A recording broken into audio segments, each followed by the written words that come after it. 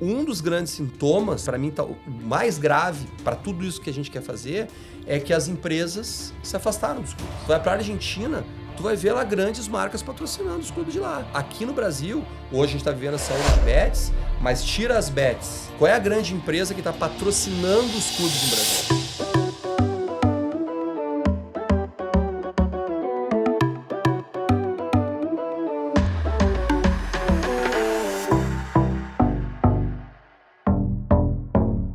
Meus amigos e minhas amigas, sejam bem-vindos ao Resenha Cast, um podcast feito de empreendedor para vocês empreendedores. Hoje, o Felipe, meu parceiro, co-host dessa primeira temporada. O Felipe tem um Instagram além do CNPJ, um Instagram grande no mundo do empreendedorismo. E hoje eu tenho a honra de estar recebendo meu amigo Henrique Guterres. O Henrique ele já trabalhou no Posto Ipiranga por muito tempo, ele foi diretor de marketing do Grêmio e atualmente ele é diretor de marketing do Vasco. Henrique, eu tô muito feliz, cara, porque você mora lá no Rio de Janeiro e eu te convidei pra vir e você aceitou na hora. Obrigado, viu, meu irmão? Obrigado pelo seu tempo. Maravilha, que eu agradeço. Obrigado Prazer pelo estar seu com vocês aqui. Filipão, comece você, cara, fazendo às vezes. Faça uma pergunta pro nosso ilustríssimo convidado, Henrique Guterres. Tamo junto.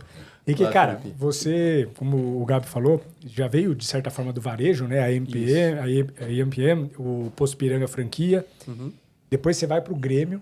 E agora você vem para o Vasco. E você chega no Vasco num momento desafiador, de certa forma, porque transformar muito dessa crise que muitos falam em oportunidade, e é uma oportunidade bacana para você, para a tua carreira e tudo mais. Quais são os principais desafios que você tem enxergado ao chegar no Vasco e como você está transformando isso em oportunidade? Dá um overview para a gente, cara. Assim, voltando um pouquinho, né? Eu trabalhei 25 anos em Ipiranga, trabalhei em Tintas Renner, fui empreendedor também, né? E estava numa empresa multinacional chamada Lafarge Holcim de cimento, cuidando da rede de franquia. E ela foi comprada pela CSN e eu estava na CSN e um dia tocou meu telefone para o convite para ir para o Grêmio. Né? Então essa é a primeira virada, né? Sim. E o CEO do Grêmio, o Márcio Ramos, um excelente CEO, fazendo um grande trabalho no Grêmio, com uma visão super empreendedora, assim, falou, eu quero alguém de mercado, eu quero alguém que possa ajudar a mudar a forma como se faz a gestão de marketing num clube. Então, o primeiro desafio é a gente mudar a forma como os clubes olham para o marketing. E para o comercial, e para a gestão de uma maneira geral. Óbvio que a gente tem algumas exceções muito já à frente, né? Mas a regra estabelecida no futebol ainda é essa. De olhar de uma forma pouco profissional para as coisas que não são o futebol. E no momento que tu tem isso aí, tu precisa criar uma nova mentalidade. Então, o grande desafio é criar uma nova mentalidade. Tem resistência pra caramba? A questão não é nem a resistência. Porque quando tu começa a falar sobre essas coisas, elas parecem ser muito óbvias para todo mundo. Agora fica aquela questão, mas então por que não fez? Né? E aí, por que não fez? A resposta é, não se investe em estrutura, na grande maioria das vezes, né? E não tem um dinheiro para fazer as coisas acontecerem. Então, é muito fácil se acomodar nesse ambiente. E aí, tu tem que trazer alguém que olhe para isso aí como uma oportunidade e pense em fazer as coisas ao mesmo tempo. Eu tenho um desafio, eu não tenho dinheiro, eu vou trazer dinheiro para fazer as coisas que eu preciso fazer. Então, eu vou fazendo essa roda girar, foi o que eu consegui fazer no Grêmio e agora a gente está fazendo isso no Vasco. Né? O Vasco também tem um excelente CEO, que é o Amodeu, que também tem essa visão assim, super empreendedora, super para frente, né? E a gente vai transformando aos poucos. O futebol tem um outro problema, né? Que são a grande maioria dos clubes que ainda são associativos, né? Eles têm um ciclo de 3 anos. Então, quando tem um ciclo de 3 anos, às vezes a tua preocupação ela é de entregar as coisas de curto prazo e às vezes tu não faz aquilo que precisa ser feito no longo prazo. Como o Vasco, né, já é uma SAF, hoje, atualmente, a SAF o conselho da SAF, o presidente do conselho é o mesmo da associação, mas ainda é uma SAF, né, ela já pode, né, já começa a olhar para o longo prazo com um pouco mais de uma realidade mais palpável. Né? Então, acho que isso ajuda muito. Cara, desculpa a minha ignorância, a SAF, o que é? A SAF é a Sociedade Anônima de Futebol. Então, alguns clubes já viraram SAF. Legal. Então, como é que funciona essa sociedade anônima de futebol? E por que ela tem o F, né? O que diferencia ela? Ela tem algumas regras específicas. Uma delas é que 10% da SAF tem que ficar na associação. Então, o clube só pode vender 90%. E a gente tem excelentes casos, né? Como o Bahia, por exemplo, que é do grupo City, né? Um clube que faz parte do grupo City. O próprio Botafogo, né? Campeão da Libertadores, campeão do Brasileiro também do grupo lá do Textor. A gente tem um exemplo, para mim, é excelente, que é o Fortaleza, que ele virou uma SAF, mas não foi vendido para ninguém. Né? Então, ele tem uma gestão completamente diferente. Então, a SAF ela traz isso. Uma governança, né? Uma governança, ela responde para um conselho e esse conselho é composto pelas pessoas que têm a maioria das ações. Então, ele funciona, ou deveria funcionar, como muito perto de uma empresa anônima. Uma sociedade anônima. Então, Legal. isso começa a fazer toda a diferença. Mas, de novo, né? O que trouxe o futebol brasileiro até aqui, ou que não fez o futebol brasileiro evoluir como os outros, foi gestão. Seja ela SAF ou não. E quando a gente olha para o futebol hoje, vê um Palmeiras, vê um Flamengo, com gestões que não são SAF, indo muito bem, sinal de que a gente tem um problema de gestão. Né? Muito bom, cara. Henrique, deixa eu te perguntar uma coisa, cara. Como seus aprendizados do mercado tradicional, do Ipiranga e de outras empresas, são implementados no futebol, cara? O que você pensa de trazer de experiência, de inovação, para fazer com que o time, o Vasco, tenha mais engajamento e tenha um melhor marketing, cara? Quando eu recebi o convite, né, eu fiquei assim, na minha cabeça, pensando nessas diferenças. Né? Na maioria das vezes, uma empresa como Ipiranga, Heineken, Ambev, qualquer uma grande empresa, ela faz uma força enorme para transformar o seu cliente num fã. Né? Esse é o grande discurso, essa é a grande ambição das empresas. E quando tu pega um clube, já são fãs. Já são fãs. Extremamente passionais, né? Extremamente passionais. Só que aí tu vê uma empresa tradicional fazendo um esforço gigantesco para proporcionar uma baita de uma experiência para que ele vire fã. E o que a gente vê na maioria dos clubes ainda é o contrário. Parece que eles querem fazer um esforço para não ser mais fã. Então é difícil chegar no estádio, às vezes é difícil comprar, é difícil se associar. Né? Então a experiência que deveria se inspirar no que fazem as grandes marcas, na maioria das vezes ainda não é assim. Mas a gente, como eu te falei, a gente vê que essa conscientização, a gente tem grandes executivos no futebol hoje, grandes executivos de marketing no futebol hoje, começando a fazer um trabalho muito diferente. E aí pensando nisso, né? Na experiência, né? Em trazer uma jornada agradável, mapear uma jornada, criar um CRM, criar um data lake, criar um aplicativo, coisas que são muito óbvias em qualquer empresa, na grande maioria das vezes dos clubes ela ainda ou não existe ou está engatinhando. Né? Você acabou de falar que os clubes têm diretores de marketing bem competentes. Esse caminho que você fez de vir do corporativo para um clube, de uma grande empresa para um clube, é cada vez mais normal? Tem outros cases assim no futebol ou não? Normalmente existe a velha guarda do marketing que está transitando pelos times de futebol? É que assim, o que acontece, né? O futebol, ele ainda, na visão associativa, ele tem várias formas de ser gerido. Uma das formas de ser gerido é o presidente se elege com os votos, monta um conselho e esse conselho às vezes tem um vice-presidente de marketing ali, né? Sem entrar no mérito de qual clube, enfim, mas é muito comum que um vice-presidente de marketing seja alguém que nem tem essa experiência toda, mas estaria naquele cargo. E às vezes a estrutura do clube, né, os profissionais do clube reportam a esse vice-presidente de marketing, que não é remunerado e às vezes não é tão profissional assim. E aí tu não tem uma liderança totalmente clara. Né? Alguns clubes, como o próprio Grêmio, que é associativo, ele tem o CEO e as pessoas reportando para o CEO. Isso já é um passo um pouco melhor. E uma SAF, aí teoricamente, ela é uma gestão pura como de qualquer empresa. Mas essas diferenças aí, elas colocam algumas barreiras importantes. Mas o que a gente começa a ver é pessoas, sim, de outros mercados ingressando, né, no futebol e aí mudando toda uma mentalidade. Né? Só para ter uma ideia, né, eu ouvi essa história de um colega, um dia ele falando dessa mentalidade, né, de, poxa, mas a gente tem que fazer isso, tem que fazer aquilo, tem que fazer um projeto, experiência, aumentar as receitas e tal. Deu numa palestra, num auditório para a equipe, e aí um dessas pessoas que estão no clube ali em cargos não remunerados, né, chamou ele e falou, menino, isso aí tudo que tu falou é muito bonito, mas está tudo errado. O importante é a bola entrar. Então, assim, o que a gente que trabalha com marketing entende é que tu só vai ter sucesso se tu fizer tudo bem feito antes. Então, para a bola entrar, tu tem que fazer tudo isso para tu ter dinheiro, para tu contratar bem. Consequência. Né? É consequência. Então, por incrível que pareça, estou falando uma coisa tão óbvia, mas que às vezes é um pensamento predominante, né, dentro de muitas estruturas de futebol ainda. Então, felizmente, a gente vê a coisa mudando. E quando a gente fala que nada é por acaso, né, até o próprio livro, né, da bola não entra por acaso, que o CEO é o CEO do Grupo City, hoje dono do Bahia. Quando a gente era pequeno, né, vocês um pouco menos que eu, mas a gente assistia o futebol italiano. Né? Era o futebol italiano, era para onde iam. Né? E a Espanha ali não tinha relevância. E o que a gente vê? A La Liga faz um baita de um projeto. Então, assim, quando tu vê o case da La Liga, foi um projeto estruturado. Eles sabiam onde eles queriam chegar, sabem onde eles ainda querem ir, e fizeram um projeto e viraram uma liga muito maior, né?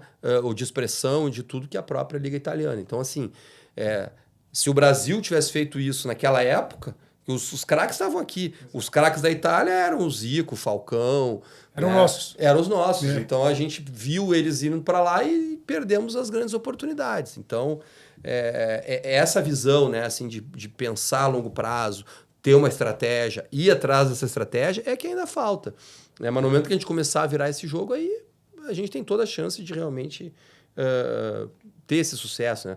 Um pequeno exemplo da La Liga, né? Eles, pelo menos até o ano passado, quando eu recebi essa informação, que eles tinham uma verba de 300 mil euros para cada clube para gerar conteúdos. Então, botava o dinheiro no clube para o clube gerar conteúdo. Por quê? Se eu gero um conteúdo de qualidade, eu furo a bolha, eu trago mais gente para assistir os conteúdos daqueles clubes, consequentemente, aproximo esses públicos da La Liga. E aqui a gente, às vezes, não tem nem... Visão de business, total. Visão de business, que é o que falta no Brasil.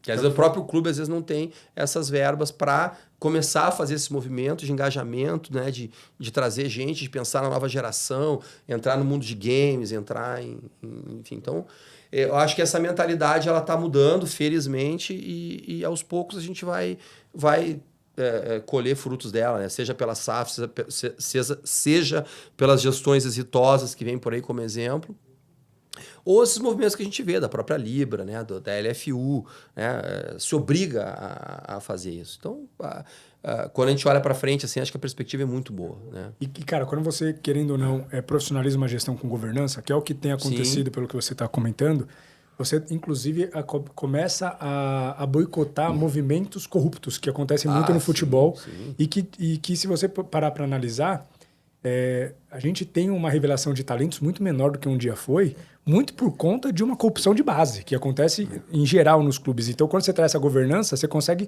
melhorar, inclusive, a expressividade dos talentos que a gente vai descobrir aqui. E é interessante, assim, porque tem uma hora que o exemplo ele arrasta. Né? O Gabi me apresentou um pessoal, né, do Tietê aqui. Né, é um clube que disputa campeonatos, né, menos profissional, mas eles têm uma governança absurda, tem CEO, tem executivos vindos de fundos de investimento de grandes empresas, e eles trabalham como empresa, gerando talentos, né? E aí esses talentos, obviamente, acabam indo para o mercado.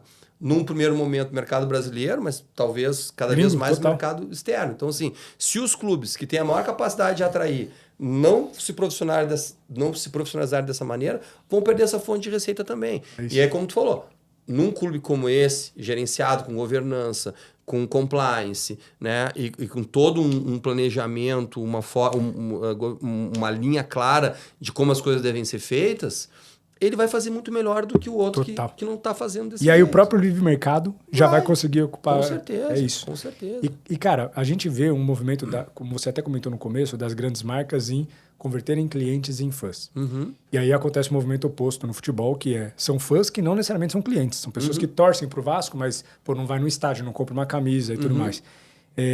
Hoje, o grande desafio, não só dos times de futebol, quanto das marcas, mas também do universo digital, é transformar engajamento em receita. Perfeito. Porque muita gente está focada em engajar, mas quando o cara vai transformar isso em receita, ele tem essa dificuldade gigantesca, que às vezes o engajamento por si só pode ser um tiro no pé. Né? Como que você agora, nessa gestão do Vasco, tem transformado tem tentado transformar esse engajamento, essa pegada passional em dinheiro? Maravilha, assim, é muito legal, né? Ontem mesmo estava com uma reunião com um prestador de serviço que a gente está contratando, que tem uma visão diferenciada, né? Eles atuam no mercado de educação, então ele traz um pouco de literatura também para a mesa, né? Tem muito pouca publicação, né?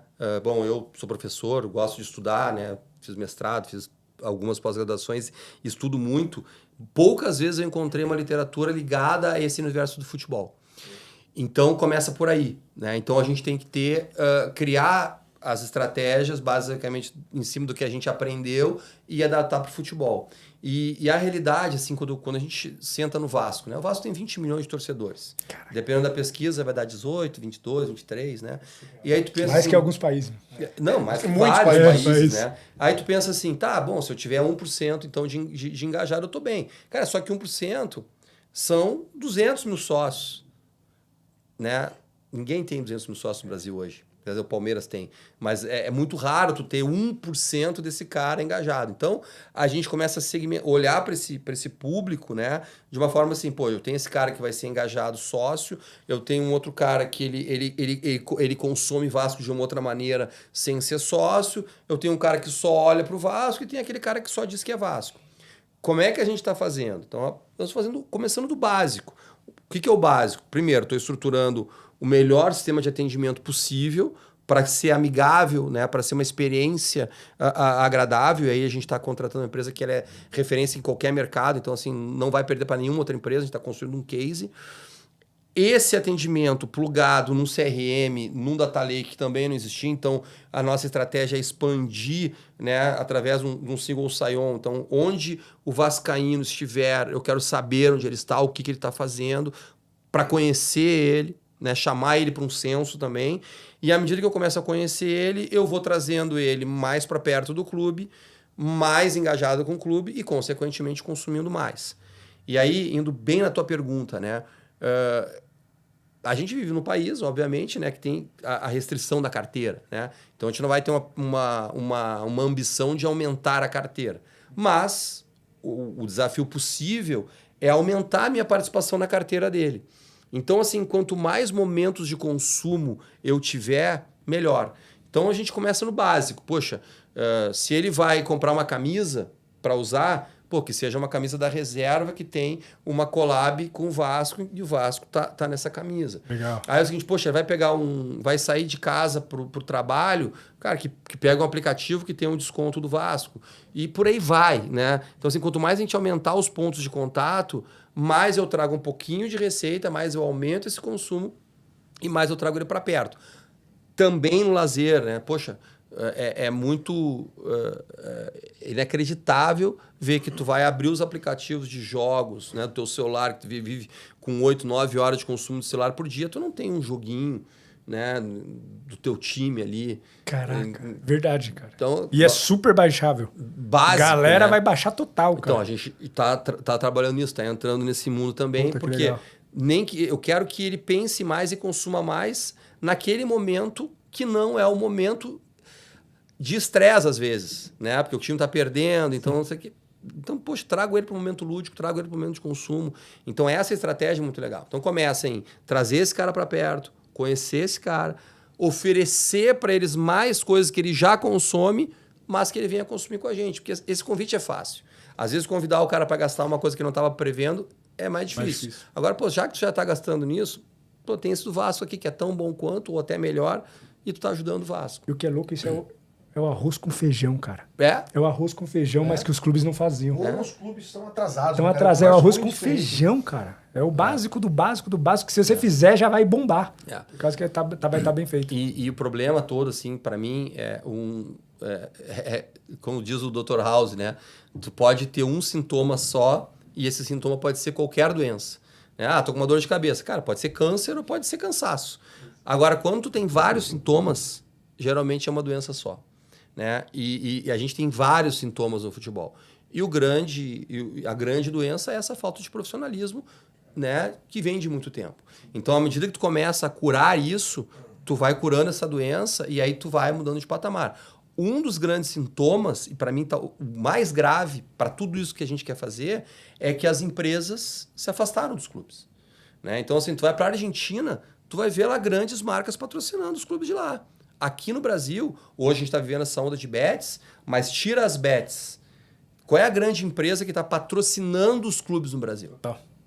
Agora a Crefisa saiu, né? A FAN saiu, as empresas da Leila. Mas mesmo assim, ela estava lá porque ela tinha um motivo particular. Ela não estava com uma estratégia. E eu tô falando, pô, Ipiranga, né? A empresa que eu tava, as concorrentes da Ipiranga que eu conheço. Pô, fui muito tempo ali, participei da ABF, né?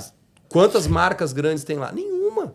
Tá no clube de futebol. Agora mesmo estava ouvindo no rádio ali uma propaganda de uma empresa de máquinas, de material de construção. Várias estão ao redor do futebol. Está lá na propaganda, está patrocinando o programa esportivo, mas não está investindo no clube também. Por quê? Porque essa falta de profissionalismo afastou as empresas. Aí o que está acontecendo? Algumas empresas, né?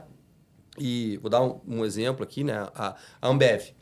Ela entendeu o tamanho desse mercado, a força que os clubes têm junto aos seus públicos, e ela começou a fazer uma série de ativações. Eu conheço a Ambev desde o tempo da Ipiranga, a gente já conversava com eles, faz mais de 20 anos que eles estão nessa batida. E hoje até já começa a aparecer a marca Zé Delivery, algumas camisas, mas eles se aproximaram fazendo business, dando cupom, oferecendo vantagem, aproximando o consumidor naquele momento de paixão. E já está com baita de um resultado. Mesmo assim, ainda não é um patrocínio. Não é um grande patrocínio. Sim. À medida que os clubes foram consertando a sua vida, forem fazendo o seu dever de casa, as empresas vão vir. E assim, quando a gente olha... por que as bets estão com tanta força no futebol? Porque eles viram a capacidade de engajamento, a capacidade de conversão que um clube de futebol tem. Não. E por que as outras não estão? E por que lá nos Estados Unidos elas estão? Porque não só aparece muito na TV, quanta galera vai vestir essa camiseta e vai sair desfilando com a tua marca. Bicho.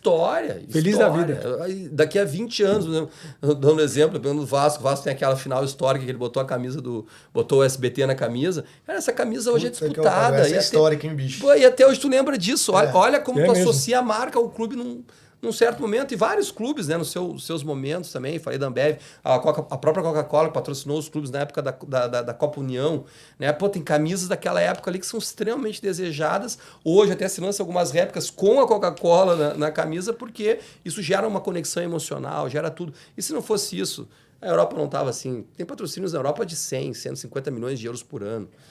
Por quê? Porque dá retorno. Por que o Brasil não dá retorno?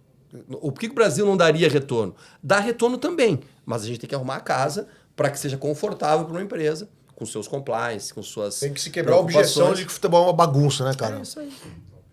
Henrique, deixa eu te perguntar uma coisa, cara. Você tá há quanto tempo no futebol já? 3 anos? Recém 2, parece que é uma vida, mas são 2. 2 anos de muita intensidade. São 2 anos, cara. Eu não vou citar nenhuma empresa, mas alguma empresa do porte de Ipiranga. Vamos supor que você receba um convite hoje para ser CMO de uma empresa do mercado tradicional, cara. Você largaria o futebol ou você tá se amarrando, você tá gostando de estar no futebol? Eu acho assim, a experiência do futebol, ela é muito diferente, assim, ela é muito legal, porque eu começo o meu dia... Eu não sei se eu não vou estar negociando um amistoso para o clube, ou o bar do estádio, ou um novo patrocínio, ou uma plataforma de relacionamento. Então, assim, a oportunidade que tem de tu estar num lugar com potencial gigantesco, com 20 mil fãs, 20 milhões de fãs, e tanta coisa para fazer, isso me desafia muito. Assim. Acho que profissionalmente não tem um desafio tão bacana como esse. Muito instigante, né, cara? Mas é uma coisa que é interessante, né? Assim, quando a gente conversa com headhunters e tal, hoje os clubes começaram a olhar para o mercado para trazer algumas pessoas, nem todas se adaptam, né? Porque é um desafio também, tu tem que fazer muito com potencial gigante, mas com pouco dinheiro e às vezes com uma questão política, né? Então não é fácil, né? Não é para qualquer um, né? Mas uma coisa interessante é que as empresas ainda não olham para o futebol. Eu quero um CMO. Não vou olhar para o mercado de futebol ainda. Ainda não. Vai chegar provavelmente na Europa já se olha. Eu quero trabalhar experiência, quero trabalhar engajamento. Pô, vou olhar onde? No clube de futebol. O Brasil ainda não. Mas recém nós começamos o inverso, de trazer profissionais para assumir esses clubes, fazer grandes trabalhos e a partir daí sim ser reconhecido, ou ser um setor tão reconhecido como é um setor de varejo. Né? Então, essa é uma provocação interessante. Né?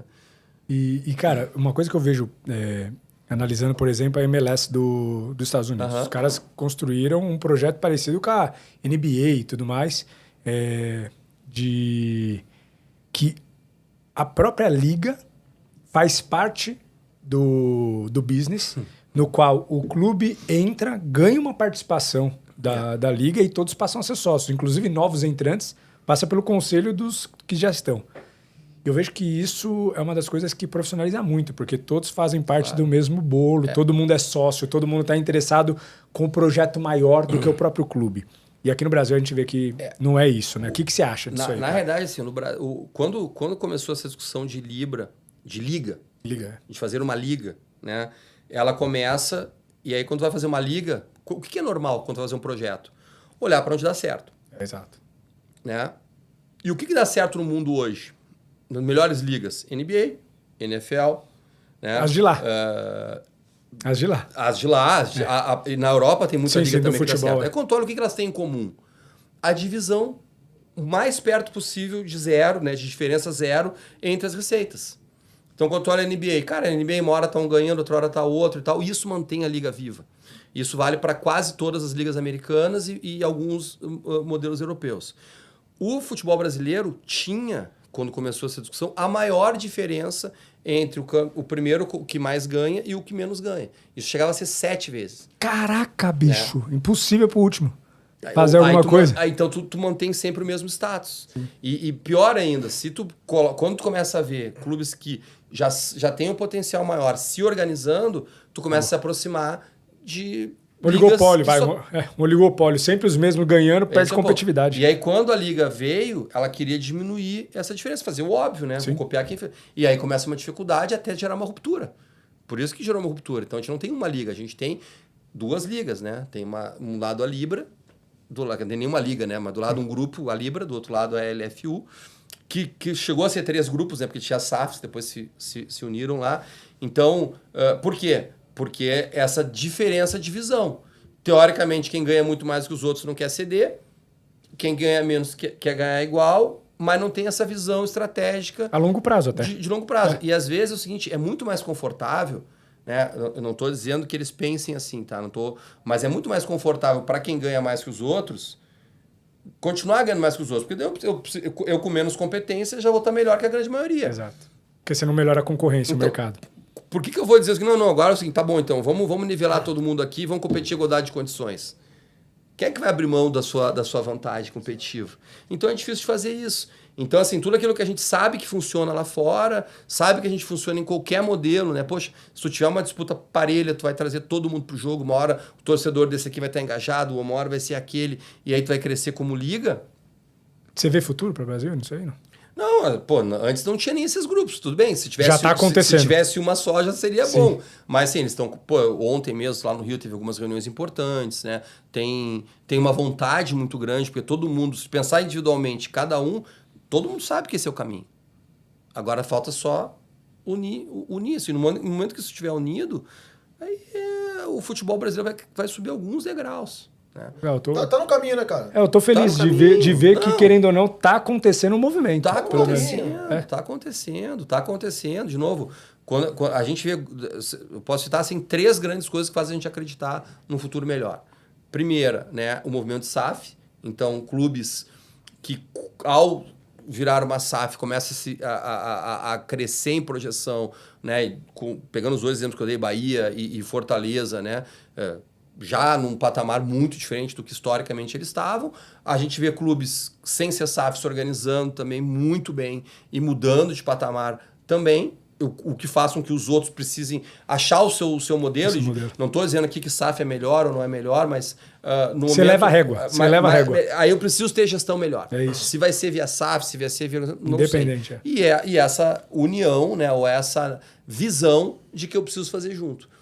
Porque é o seguinte, como é que tu vai negociar hoje os direitos de imagem? Exato, que já tá rolando uma treta disso aí já há tempos. Aí cada um acha que o seu é melhor. Um colocando no YouTube e tal, uma bagunça. Aí vira política, aí cria uns argumentos para dizer que a sua é melhor, aí às vezes o inimigo no conselho diz que o clube fechou o melhor é o outro, e o outro clube que fez o inverso também tem a mesma briga, então assim, viram... E no final todos perdem, cara. No final todos perdem, isso aí.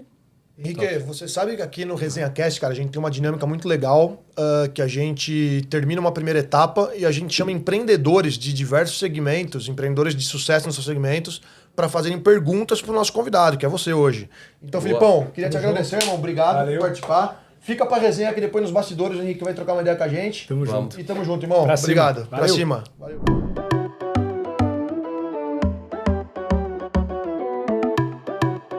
Estamos aqui recebendo o Cris.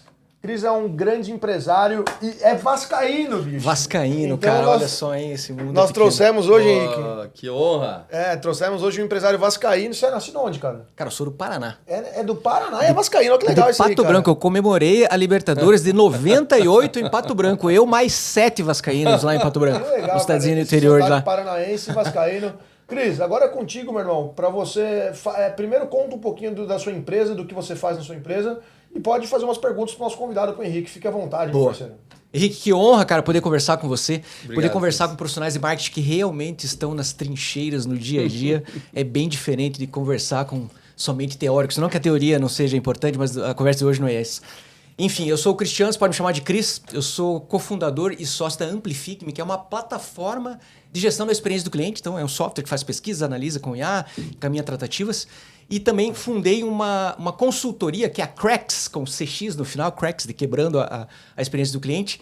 É uma consultoria de experiência do cliente para centralidade do cliente. Eu tenho uma pergunta, cara, que para você, assim, ó, eu entendo que o profissional de marketing, na minha visão, ele tem que ser o cara, o generalzão da empresa que sabe tudo, de tudo que está acontecendo, desde o financeiro até o atendimento ao cliente, até campanha de marketing, publicidade e propaganda, enfim. Eu entendo, eu vejo que o Vasco da Gama, ele não tem só clientes, ele tem fãs. Né? Fãs. Defensores, brand lovers, chame como queiram, né? Nesse cenário onde tem muita emoção envolvida, como alinhar o que o cliente quer com os objetivos de negócio, né? De negócios, de marketing, de negócios da empresa. E como que vocês ouvem o cliente hoje, né? O que vocês fazem com esse feedback, em que canais que vocês coletam, como que vocês analisam isso, enfim. Bom, vamos lá, né? Vamos começar pela última pergunta, né? Hoje, o clube não ouve. Né? Não ouve. Tanto é que a gente já comentou aqui que a gente está estruturando um atendimento melhor, a gente está contratando assim, as ferramentas básicas de marketing, uma pesquisa em profundidade, um focus group, para a gente entender, né, o que esse torcedor quer além do óbvio. Quando a gente pensa hoje no programa Sócio-Torcedor, né, geral Brasil, a gente tem uma exceção que é o Palmeiras, ele foi potencializado muito pelo Palmeiras Pay, que tem mais de 200 mil. A gente tem alguns ali na casa de 100 mil e a grande maioria abaixo de 100 mil, uns com 40, 50 mil, e um universo de milhões e milhões de torcedores. Então, é uma coisa muito subaproveitada. Por que ela é subaproveitada? Porque, na grande maioria das vezes, ela só faz o óbvio. Eu viro sócio para ir no jogo. Eu viro sócio para ir no jogo. Aí acabou a capacidade do estádio, não faz mais sentido ser sócio. Então, o primeiro movimento é esse movimento assim, de criar, coisa que o futebol ainda não criou, uma forma diferente de se relacionar com esse torcedor, entregando para ele aquilo que ele quer. Mas antes disso, precisa saber o que ele quer. Então, assim, na minha visão, e o que nós estamos buscando hoje é o seguinte: existe esse sócio, né, que é o sócio que está lá porque ele quer ir ao estádio, mas existe um sócio que não vai no estádio, tu é um exemplo. Eu sou do Paraná. E o Vasco tem mais da metade da torcida que está fora do estado, que, na minha visão, eu tenho sócio para ir no estádio e eu tenho um sócio de relacionamento. Então, eu tenho que me relacionar contigo que não está perto do estádio. Como que é esse relacionamento? O que eu vou te entregar? O que é relevante para ti? O que faz tu pagar e estar perto do Vasco? Ainda não sei. E nenhum clube sabe. Senão a gente teria clubes brasileiros aí com 500, 600 mil sócios. Basta ver Boca e River, 350 mil sócios cada um. São 700 mil sócios em uma cidade, que tem 8 clubes.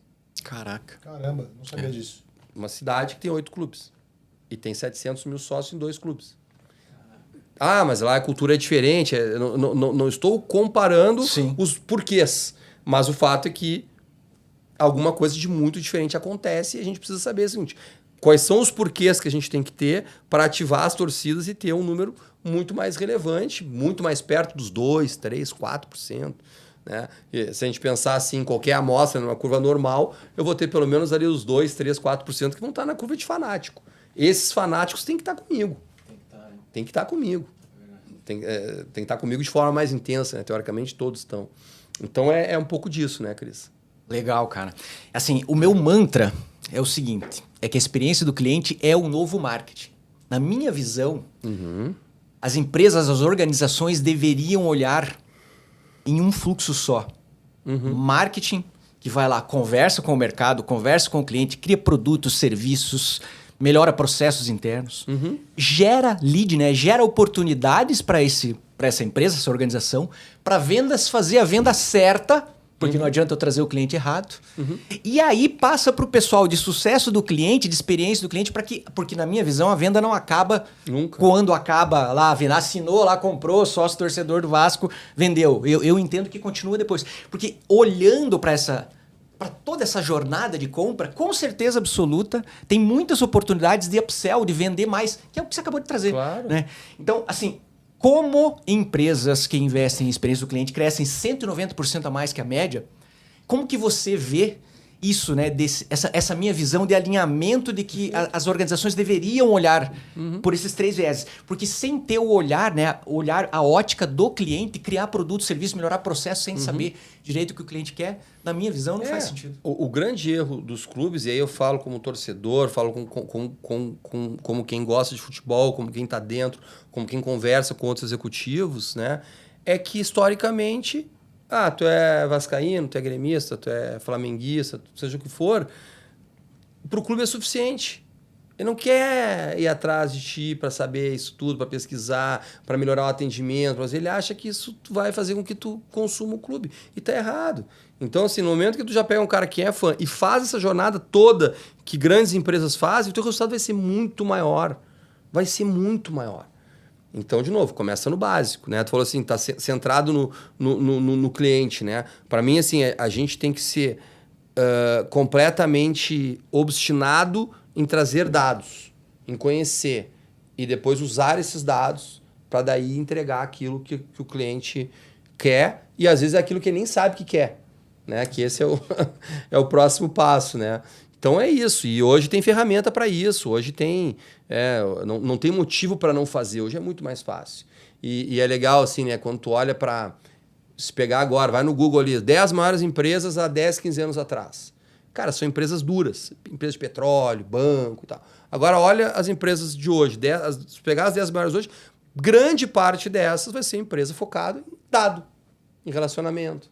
É aquela história, né? Eu acredito em Deus. Todo o resto me tragam dados. Todo o resto me tragam dados. Deus no céu e dados na terra. É isso aí. Isso aí. Isso aí. Legal. Cris, obrigado pela sua participação, meu irmão. Obrigado. Tamo junto. Um prazer falar com o Cris. Bate aí, pessoal. Bate aí. Profissional de marketing vascaíno. É isso aí. Sucesso pro Vasco. Agora, nós estamos recebendo aqui Fábio Catelan, meu brother, membro do Resenha Group, meu parceiro. O Fábio é dono da Select Estacionamentos, Select Park. Explica certinho o que a Select faz para o Henrique te conhecer melhor. E depois fica à vontade, meu irmão, para você fazer as perguntas para o diretor de marketing do Vasco da Gama, Henrique Guterres, nosso convidado de hoje. Primeiramente, obrigado aí pela oportunidade de estar aqui com vocês e principalmente com essa feira aqui do esporte. Isso aí. Hoje, Henrique, a Select, a gente está tentando ir para esse ramo do futebol. A gente começou com a SAF São José dos Campos. Quando o São José foi assumido por uma SAF, a gente pegou o estacionamento ali deles. E agora faz um ano, a gente assumiu a Arena Barueri. Quando a Leila Pinheiro pegou a concessão, a gente assumiu. Então a gente vem nessa pegada aí de tentar tirar como é que eu posso dizer, profissionalizar essa parte do estacionamento no futebol, sabe? Hoje a gente é uma empresa, atua principalmente ali na região oeste, a gente está com 28 unidades hoje, e agora a gente tenta se profissionalizar mais nessa questão do futebol, sabe? Bacana. E a primeira pergunta aqui para você, que eu escutei um podcast seu, como que um gremista de coração foi trabalhar no Vasco? Me impactou muito quando você fala, a herança que eu tenho do meu pai é a camisa do Grêmio, sabe? E isso me marcou, falei, como é que você conseguiu ir pro Vasco Eu acho e separar, assim, né? Separar o profissional da paixão. Eu acho que foi uma decisão difícil, né? Sair de uma grande empresa, né? Num grande cargo que eu tinha, e ir para o futebol sabendo de tudo aquilo que a gente sabe e sem conhecer o futebol com profundidade, né? Então, essa paixão pelo futebol e, na época, né, pelo Grêmio, facilitaram muito a minha decisão de chegar lá, né? Agora, no momento que eu estou no Grêmio, né? Que eu chego no Grêmio, juntei duas paixões, assim, né? O trabalho, né? O marketing, né? Que sempre que eu estudei, sempre onde eu trabalhei, onde eu me sinto muito bem. E, obviamente, eu estava fazendo tudo aquilo de marketing por aquele clube que eu sempre me identifiquei. Mas o trabalho, ele é tão gratificante, ele é tão bacana, que é totalmente tranquilo de tu fazer uma transição para um outro clube que tenha os mesmos desafios, que tenha as mesmas dificuldades e tu implementar de novo. Então, assim, é como um profissional que às vezes está trabalhando numa empresa e vai para uma outra. Quer dizer, tu aprende a gostar, né? Por exemplo, as empresas que eu passei, eu tenho um carinho enorme, né? Convivo com as pessoas, convivo com a marca, né? Continuo abastecendo no Posto Ipiranga até hoje, né? Vou dar sempre preferência para as marcas, para os produtos da CSN, da Tintas Renner, onde eu trabalhei. Mas, obviamente, que tu vai mudar e tu vai se adaptar, e a mesma paixão que eu tive de fazer as coisas pelo Grêmio, eu tenho hoje de fazer pelo Vasco.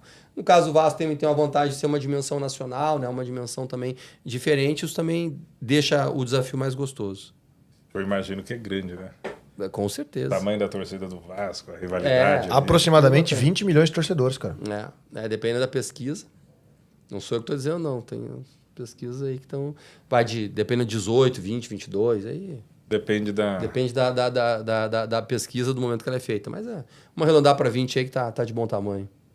E a segunda pergunta, como a gente já está atuando nesses dois clubes, se você tem alguma dica para dar na parte de marketing que eu consiga angariar mais... Olha só, olha que interessante. Entrar nesse mercado, sabe? Olha que interessante. Tá falando de estacionamento, né? Sim. Que a gente pensa em a coisa talvez mais básica, né? Mais dura, né? Pô, estacionamento. O que eu posso fazer para um estacionamento?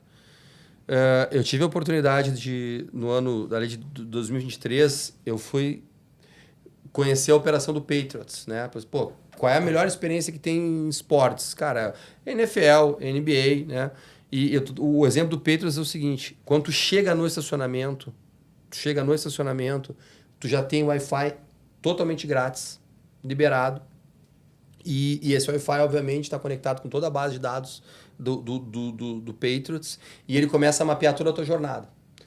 Esse tipo de dado, ele fala assim, pô, o Henrique é um cara que chega em tal hora, no momento que ele conectou, tinha mais 2, 3 pessoas com ele no carro, esse consumo aqui esse tempo que ele chega, ele vai consumir muito mais coisas porque ele chegou antes, coisas ao redor do estádio e tal, e aí ao conhecer essa pessoa, eu posso até dar um cupom, por exemplo, isentando o estacionamento, que eu vou ganhar no conjunto, ou dando desconto, ou trazendo mais ele para cedo, ou o seguinte, quero que ele chegue mais cedo, eu dou um cupom que o estacionamento é mais barato até tal hora, né? Eu dou aí, pô, o Henrique é o primeiro a sair, ele sai antes de acabar o jogo, então eu já coloco o carro dele numa posição diferente, quer dizer, eu consigo, através de toda uma dinâmica tecnológica que eu tenho hoje, fazer até isso. Em vez de tu chegar, por exemplo, e botando os carros em ordem de entrada, eu vou botar os carros em ordem de saída. Eu já sei quem sai primeiro, eu já direciono esse cara para cá.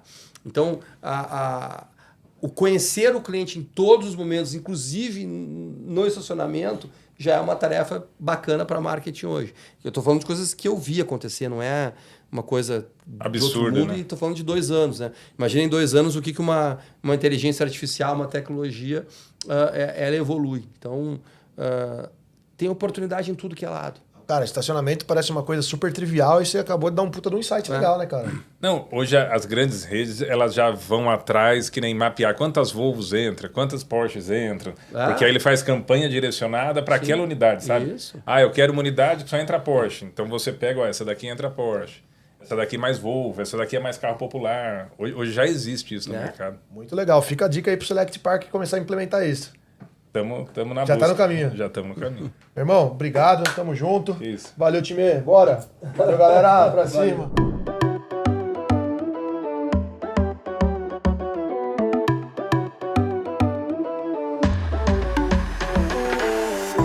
Eu queria agradecer demais Content Club, a casa do Resenha Cast, está recebendo a primeira temporada do Resenha Cast. Não deixe de acompanhar as nossas redes sociais que estão aqui embaixo.